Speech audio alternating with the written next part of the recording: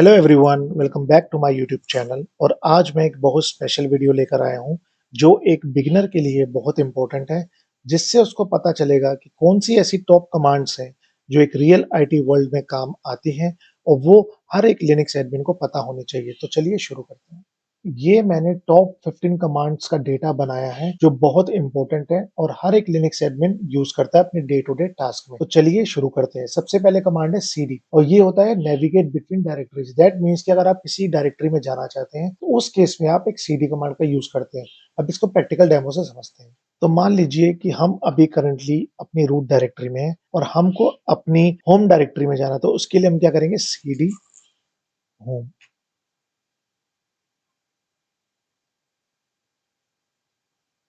ये हम है इस टाइम पर अपनी होम डायरेक्टरी में।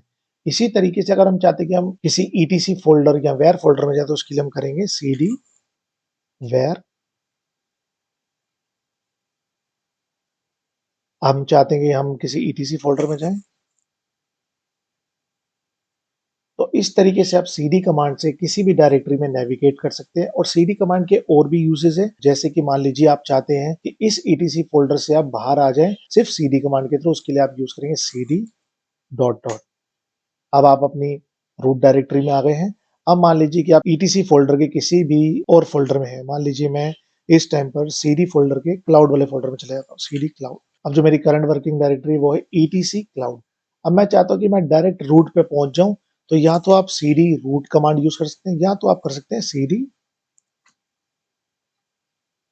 इससे क्या होगा कि आप डायरेक्ट अपने रूट फोल्डर में आ जाएगा। दैट मीन्स कि एक डायरेक्टरी बैक और उसके बाद एक और डायरेक्टरी बैक। दैट मीन्स कि करंटली आप क्लाउड फोल्डर में हैं और आप पहले एक डायरेक्टरी बैक कर रहे हैं ईटीसी में, जिसको हम इससे डिनोट करेंगे, और उसके बाद आप मूव बैक कर रहे हैं अपनी रूट डायरेक्टरी में, जिसको हम करेंगे इस दो डॉट्स के थ्रू। अब अगली कमांड चेक करते हैं। अगली कमांड जो है वो है एलएस कमांड, और ये यूज होता है किसी भी फाइल्स या फोल्डर्स को लिस्ट करने के लिए एक डायरेक्टरी के अंदर। तो चलिए इसका भी प्रैक्टिकल एग्जांपल देखते हैं। तो मान लीजिए कि मैं इस टाइम पर एक ईटीसी फोल्डर के अंदर हूं और मैं चाहता हूं कि इस फोल्डर के अंदर मैं जानना चाहता हूं कि कौन कौन सी फाइल्स अवेलेबल है।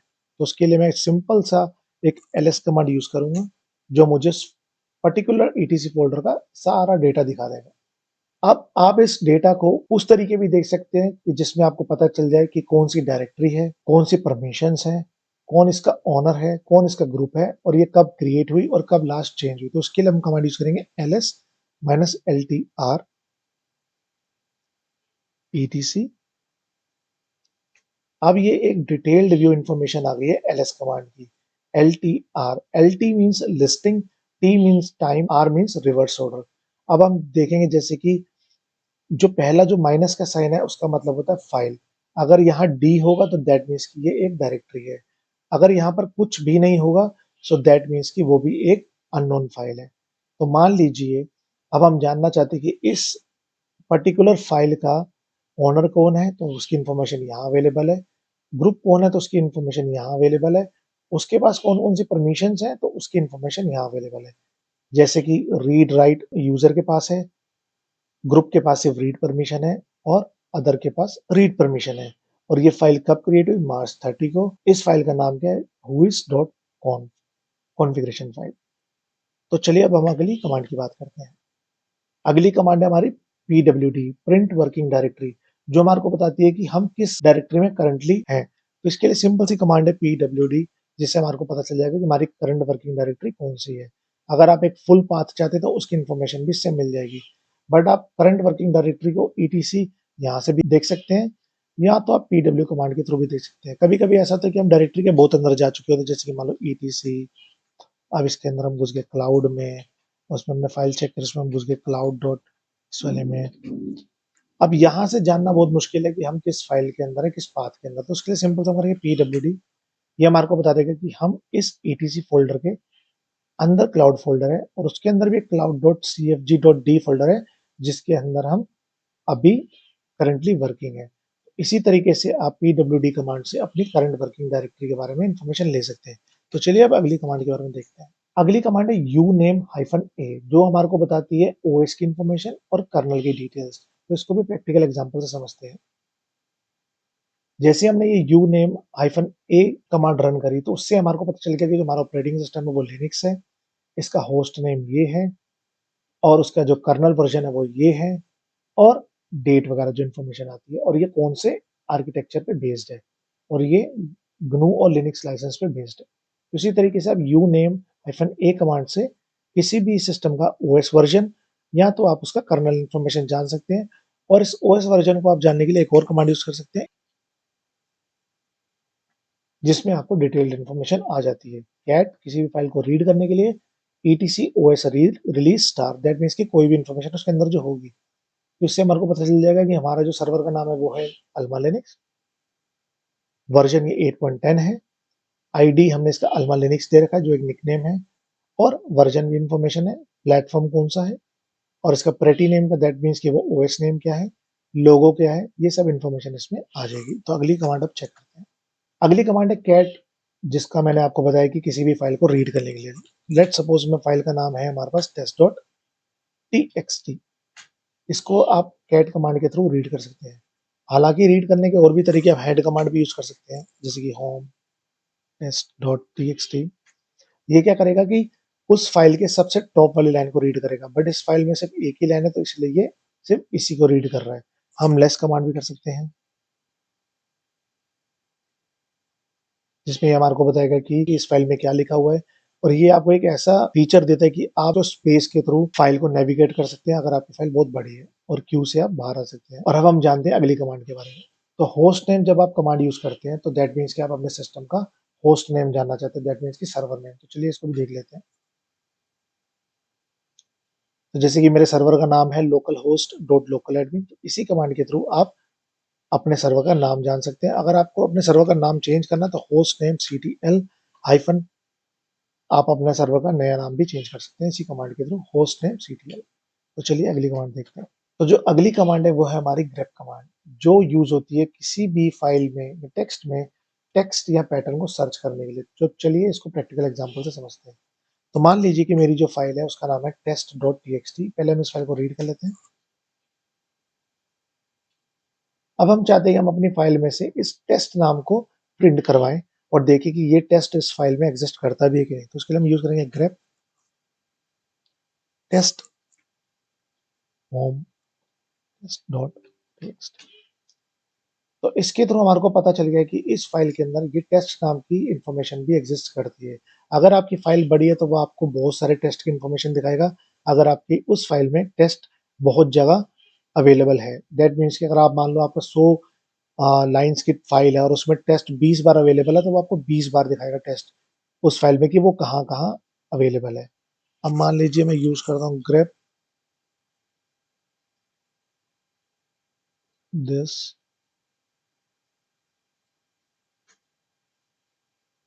अब इसने इस वर्ड को भी सर्च कर लिया। अब मैं इस तरीके से दो वर्ड भी यूज कर सकता हूँ। उसके लिए हमारे को ई ग्रेप यूज करना पड़ेगा। ई का मतलब एक्सटेंडेड ग्रेप। तो मैं चाहता हूँ कि मेरा हाई भी दिखे, दिस भी दिखे, और टेस्ट भी दिखे। तो इस तरीके से आप ई ग्रेप कमांड के थ्रू किसी भी फाइल में 3-4 तरीके के पैटर्न भी सर्च कर सकते हो। अब आप चाहते हो कि कभी-कभी क्या होता है कि जैसे ये मान लो हाई जो है, इसका जो फर्स्ट अल्फाबेट है वो कैपिटल लेटर में है, और कभी-कभी आप ग्रेप यूज करते हैं बट कोई भी आउटपुट नहीं आता। तो उस केस में आप क्या कर सकते हैं, ग्रेप हाइफन आई, उस वर्ड का नाम, होम test.txt। तो इस तरीके से आप भी उस वर्ड को सर्च कर सकते हैं जिसमें जो है कोई भी लेटर कैपिटल लेटर में है, चाहे वो शुरुआती लेटर हो, चाहे वो आखिरी का लेटर हो, चाहे वो कोई बीच का लेटर हो। उस केस में आप ग्रेप हाइफन आई का यूज कर सकते हैं। आई का मतलब इग्नोर करना ये सेंसिटिव इंफॉर्मेशन को।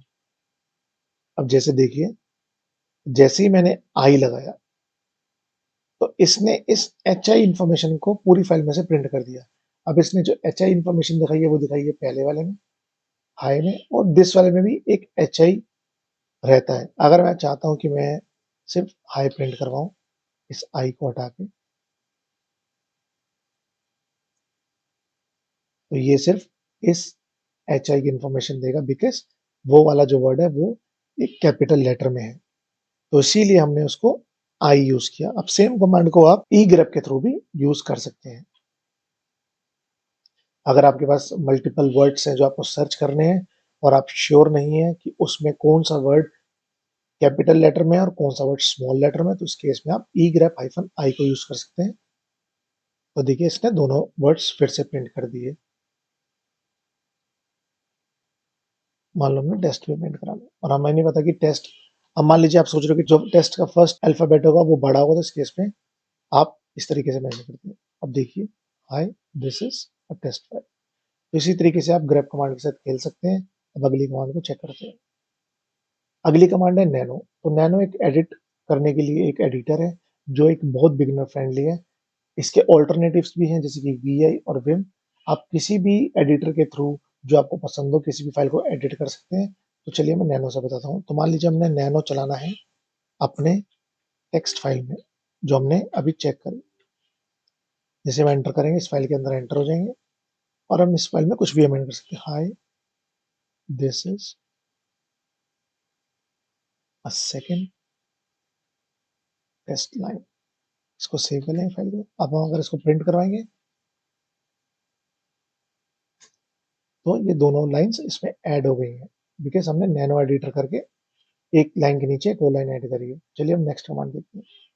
अगली कमांड है mkdir जो यूज होती है किसी भी नए फोल्डर को क्रिएट करने के लिए। तो इसका भी प्रैक्टिकल एग्जांपल समझते हैं। mkdir, अब मान लीजिए मैं अपने इस टाइम पर होम डायरेक्टरी के अंदर हूँ और मैं चाहता हूँ कि एक फोल्डर में क्रिएट करूँ जिसका नाम हो टेस्ट फोल्डर 1। तो जैसे ही मैं एंटर करूंगा और अपनी फाइल्स को लिस्ट करूंगा तो ये टेस्ट फोल्डर 1 यहाँ पर क्रिएट हो गया। अब मैं चाहता हूँ कि इस फोल्डर को मैं डिलीट कर दूं, तो उसके लिए मैं सिंपल सी कमांड यूज करूंगा rmdir। बट उस केस में आपका ये फोल्डर ब्लैंक होना चाहिए। जैसे कि मान लीजिए ये मेरा फोल्डर ब्लैंक है, इसके अंदर कोई भी फाइल नहीं है। देखिए इसके अंदर कोई भी फाइल नहीं है, तो उस केस में हम सिंपल सा जो है rm-dir यूज कर सकते हैं बिकॉज ये फोल्डर एम्प्टी है। तो इसको हम rmdir के थ्रू डिलीट कर सकते हैं। तो यही हमारी अगली कमांड है rmdir to delete an empty folder. तो इसको मैं simply rmdir home test folder 1। अब जैसे ही मैंने ये कमांड रन करी, अब मैं देखूंगा कि ये टेस्ट फोल्डर 1 जो है यहाँ से गायब हो चुका है। ठीक है। अब क्या अगर इसी फोल्डर के अंदर कोई फाइल होती है, तो इसको दोबारा से क्रिएट करते हैं और इसके अंदर मूव करके एक फाइल क्रिएट कर देते हैं टच। ये एक ब्लैंक फाइल यूज करने के लिए होता है, सॉरी क्रिएट करने के लिए, टेस्ट फाइल डॉट टीएक्सटी। अब हम वापस आ जाते हैं और एलएस करते हैं। टेस्ट फोल्डर हमारा 1 जो फोल्डर है वो क्रिएट हो चुका है। अगर इसके अंदर जाके हम चेक करें टेस्ट फोल्डर 1 और इसके अंदर हमारी फाइल भी अवेलेबल है, तो हम एक स्टेप पीछे आते हैं, अपने फोल्डर को लिस्ट करते हैं टेस्ट फोल्डर 1 के थ्रू। अब हम चाहते हैं कि rmdir यूज करके इसको डिलीट करा जाए, तो rmdir टेस्ट फोल्डर 1।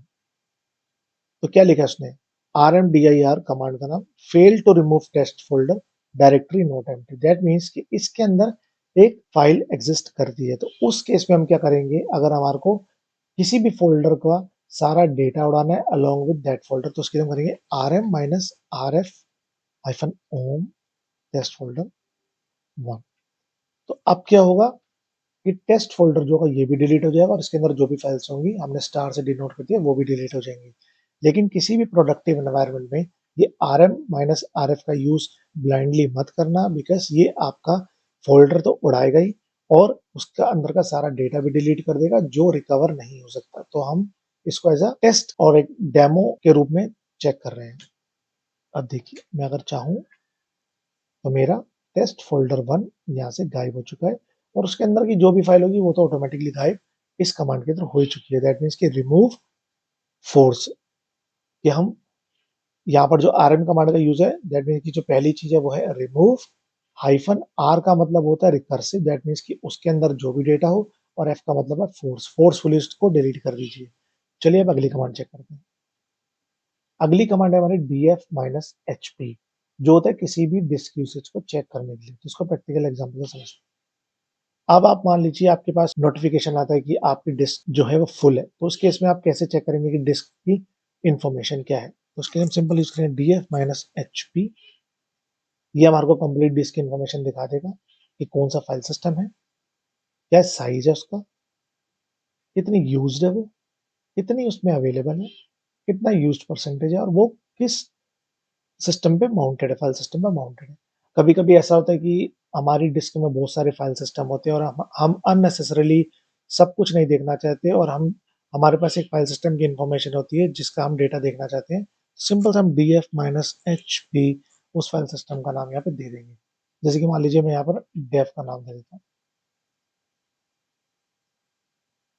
तो मैं जैसे एंटर करूंगा तो ये सिर्फ डेव वाली इन्फॉर्मेशन मेरे को दिखाएगा कि इसका फाइल सिस्टम ये है, साइज ये है, यूज इतना है, अवेलेबल इतना है, यूज परसेंटेज इतना है और ये डेव पे माउंटेड है। अगर मैं चाहता हूँ कि इस डेव फोल्डर के अंदर है क्या डेटा तो उसके लिए हम simple du minus S H dev, तो इसके अंदर भी एक डेव फोल्डर है।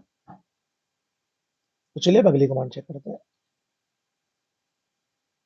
अगली कमांड है फ्री माइनस एच, जो यूज होती है किसी भी सिस्टम में मेमोरी यानी कि रैम की इंफॉर्मेशन देखने के लिए और स्वैप मेमोरी जो है टेम्परेरी अमाउंट हम अपने डिस्क में से ले लेते हैं इन केस अगर सिस्टम क्रैश होने से बचाना हो तो। अगर आपकी रैम पूरी यूटिलाइज हो जाती है तो स्वैप मेमोरी यूज आती है उस चीज को स्टेबल रखने के लिए। तो चलिए इस कमांड को यूज करके चेक करते हैं। फ्री माइनस एच, तो फ्री कमांड क्या करेगी, रैम की इंफॉर्मेशन दिखाएगी और स्वैप मेमोरी की। और माइनस एच का मतलब है human readable format, that means कि आप अपने डेटा को एक ह्यूमन रीडेबल फॉर्मेट में देखना चाहते हैं जैसे कि केबी, जीबी और एमबी। चलिए रन करते हैं। अब देख लीजिए जैसे आपने ये कमांड रन करी तो उसमें क्या इन्फॉर्मेशन है, पहली इन्फॉर्मेशन है मेमोरी की और दूसरी है स्वैप मेमोरी की। तो मेमोरी जो हमारी टोटल अवेलेबल, जो टोटल साइज हमारी रैम का वो है 7.6, बिकॉज इसमें से कुछ हिस्सा सिस्टम को दे दिया जाता है। और जो यूज्ड मेमोरी है वो है 252 MB, फ्री मेमोरी जो है वो 6 GB और शेयर्ड मेमोरी जो है 72 MB और बफर कैश है 718। जैसे कि मैंने आपको बताया था कि सिस्टम को डेटा कुछ दे दिया जाता है इन केस आपका सिस्टम क्रैश होने वाला हो या कोई भी फाइल या फोल्डर जो अभी एग्जीक्यूट ना हो पा रहा तो वो चीज़ें कैश मेमोरी में मूव हो जाती हैं।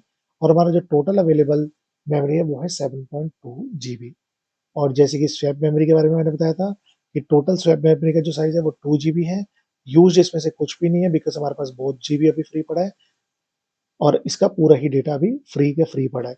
अब इस स्वैप मेमोरी को भी बढ़ा सकते हैं जिसका मैं आने वाली वीडियो में बताऊंगी कैसे स्वैप मेमोरी को आप और बड़ा बना सकते हैं। 2 GB की जगह आप उसको 3 GB, 4 GB या 5 GB भी कर सकते हैं। तो चलिए अगली कमांड चेक करते हैं। अगली कमांड है टॉप, दैट मीन्स की टू व्यू सीपीयू यूसेज। अब आप देखना चाहते हैं कि आपके सीपीयू का यूसेज क्या है, उसमें कौन कौन से प्रोसेस रन कर रहे हैं, कितना लोड एवरेज। तो उसके लिए सिंपल कमांड है टॉप। तो जैसे ही आप टॉप कमांड रन करेंगे तो उसमें आपको इन्फॉर्मेशन दिखाएगा कि आपकी सीपीयू करंटली कितना यूटिलाइज हो रहा है ऑन एन एवरेज। तो मेरा बिल्कुल कम यूज हो रहा है क्योंकि मैं इसको यूज नहीं करता। इसकी लोड एवरेज क्या है, लोड एवरेज जैसे कि 1 मिनट की क्या है, 5 मिनट की लोड एवरेज क्या है और 15 मिनट की लोड एवरेज क्या है, कौन कौन से प्रोसेस चल रहे हैं, कौन कौन सी कमांड रन हो रही है, कौन सा यूजर क्या कर रहा है, कौन से पीआईडी को यूज कर रहा है। और इन केस अगर मान लो आपका सिस्टम में कोई सीपीयू है जो बहुत ज्यादा कंज्यूम कर रहा है कोई एप्लीकेशन, तो उसका आप पीआईडी नोट कर लीजिए और सिंपल एक किल कमांड के थ्रू उसको आप स्टॉप कर सकते हैं। सिंपल आपको पीआईडी की जो भी नंबर जैसे कि मान लो 441 है, ये एज एन एग्जांपल ले रहा हूँ और इसको जैसे आप एंटर करेंगे तो ये जो ट्यून्ड वाला एप्लीकेशन या कमांड चल रहा है ये ऑटोमेटिकली बंद हो जाएगा और आपका सीपीयू बिल्कुल नॉर्मल हो जाएगा। तो चलिए अब अगली कमांड के बारे में जानते हैं। तो अगली कमांड है सीपी। सीपी का मतलब होता है टू कॉपी ए फाइल। अब आप चाहते हैं कि आपको एक फाइल को एक फोल्डर से दूसरे फोल्डर में कॉपी करना है तो उसके लिए सिंपल सी कमांड है सीपी। तो पहले हम देख लेते हैं हमारे पास फोल्डर कौन से हैं। अब हम चाहते हैं कि हमारी ये जो टेस्ट फाइल है जो हमारी होम फोल्डर के अंदर है इसको हम टेस्ट वन फोल्डर के अंदर मूव करना चाहते हैं। तो सिंपल हम करेंगे सीपी टेस्ट, कहाँ मूव करना चाहते हैं, होम टेस्ट वन। और इस फाइल का नाम अगर हम सेम रखना चाहते हैं तो सेम कर देते हैं। अगर आप उसको चेंज करना चाहते हैं कि एक नई कॉपी बन जाएगी फाइल की, बट हम सेम रखना चाहते हैं टेक्स्ट। अब हम चेक करेंगे कि ये हमारी जो फाइल है वो यहाँ पर भी अवेलेबल है बिकॉज हमने इसको यहाँ से तो हटाया नहीं और इसके अंदर हमने मूव कर दिया। उसको देख लेते हैं एलएस होम। अब देखिए सेम फाइल हमारी इस फोल्डर के अंदर भी आ गई है टेस्ट वन के अंदर जो यहाँ पर है। अब अगर आप रीड करना चाहते हैं तो वो भी कर सकते हैं, cat home test one test dot TXT. देखिए सेम फाइल है, this is a test file, this is a second line test line file जो हमने अभी रिसेंटली एडिट किया था। अब अगली कमांड जो है हमारी है एनवी कमांड, जो है मूव कमांड। ये कमांड यूज होती है किसी भी फाइल को मूव करने के लिए, किसी फोल्डर से दूसरे फोल्डर में या सेम फोल्डर में रीनेम करने के लिए। तो चलिए पहले हम इसको रीनेम का प्रोसेस देखते हैं। मान लीजिए कि हम अपने टेस्ट वन फोल्डर के अंदर है जहाँ पे हमने इस फाइल को रखा था। हम इसमें मूव कर लेते हैं फोल्डर में। अब हम चाहते हैं कि हम इस फाइल का रीनेम करके टेस्ट वन डॉट टी रख दीजिए। तो उसके लिए सिंपल सी कमांड है टेस्ट डॉट टी और नया जो नाम रखना है T x T. That means कि हम इसको कह रहे हैं कि मूव इस नाम को ये नाम चेंज कर दीजिए, बिकॉज ये कमांड रीनेम के लिए भी यूज होती है। जैसे मैं एंटर करूंगा और एलएस करूंगा तो मेरी फाइल का नाम पहले टेस्ट डॉट टी था और अब टेस्ट वन डॉट टी हो गया। अब मैं चाहता हूँ कि इस T S one dot T को मैं मूव कर ले जाऊं मेन होम फोल्डर के अंदर। अब जैसे कि आप देख रहे हैं कि यहाँ पर test one dot T file तो अवेलेबल नहीं है, तो उस केस में हम सिंपल सा करेंगे एमवी, कहाँ से मूव करना हमारे को, टेस्ट वन फोल्डर में से, sorry test test one folder में से कौन सी फाइल मूव करनी है, टेस्ट वन को हमने मूव करना है कहाँ पर, होम में। तो जैसे ही मैं एलएस करूंगा तो हमारी टेस्ट वन यहाँ पर आ चुकी होगी। अब ये फाइल यहाँ से मूव हो चुकी है और यहाँ आ चुकी है इस होम फोल्डर के अंदर। अगर मैं इसका डेटा चेक करूंगा तो इसमें ये फाइल नहीं होगी टेस्ट वन नाम की, C D home test one. देखिए ये अब फोल्डर ब्लैंक है, टोटल जीरो। दैट मीन्स कि इसके अंदर कोई भी फाइल अवेलेबल नहीं है। तो ये थी टॉप 15 कमांड्स और उनका यूज जो एक लिनक्स एडमिन अपने डे टू डे टास्क में परफॉर्म करता है ताकि वो अपने आप को प्रोडक्टिव रख सके और किसी भी डेटा में नेविगेट कर सके, ग्रेप कमांड के थ्रू किसी भी टेक्स्ट में पैटर्न ढूंढ सके, सिस्टम का डिस्क यूसेज चेक कर सके, उसकी मेमोरी चेक कर सके, उसका सीपीयू यूसेज चेक कर सके और या किसी भी फाइल को कॉपी या मूव करने के लिए उस कमांड्स का यूज कर सके, जो एक बहुत यूजफुल कमांड्स है। तो इसी तरीके से मैं आने वाली वीडियो में और भी यूजफुल कमांड्स लाऊंगा जो आपको बहुत हेल्प करेगी कि लिनक्स एडमिन अपने रियल आईटी वर्ल्ड में कैसे काम करते हैं, अपने डे टू डे टास्क कैसे परफॉर्म करते हैं और कैसे अपने आप को अप टू डेट रखते हैं चीज़ों से।